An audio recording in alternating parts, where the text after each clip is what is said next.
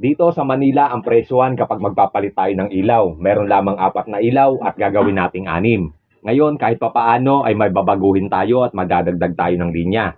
May mga pagkakataon din, no, na minsan tayo ang tinatanong ng ating kliyente kung ilan ba ang dapat na ilaw o saan ang mga posisyon ng mga ito. Sa madaling salita po, ang tamang pagkakahati-hati ng pwesto ng bawat isa nito para mabigyan ng liwanag, no, ang bawat anggulo. At syempre, isasaalang-alang din natin yung pagbibigay ng liwanag na nanggagaling naman po sa ilabas papasok sa ating mga bintana.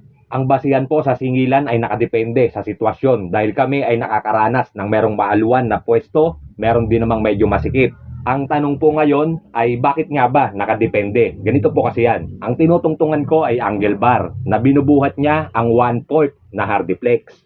Mula po dito sa aking tinutungtungan hanggang slab, no, dito sa aking ulunan ay may sukat na 70 cm. Mas maluwag pa po ito, no, kung ikukumpara dun sa ibang mga ginagawa natin na halos talagang hindi ka na maagalaw. Yung tipong sayad ka na, no, dahil mababa yung espasyo ng ceiling to slab.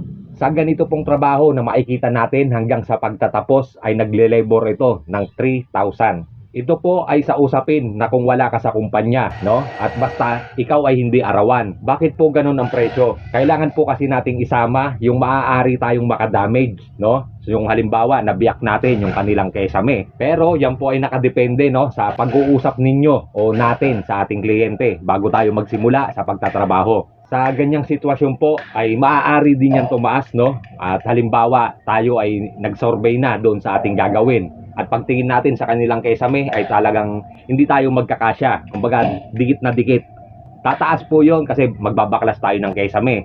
Kumbaga mag-a-additional, no, yung ating labor. Darating lang naman po tayo, no, doon sa sitwasyon na magbabaklas tayo ng kesame dahil nga hindi tayo magkakasya. Ngayon para makapaglatad tayo ng wiring ay talagang kailangan natin itong baklasin. At syempre, makangailangan tayo ng isang kasamahan.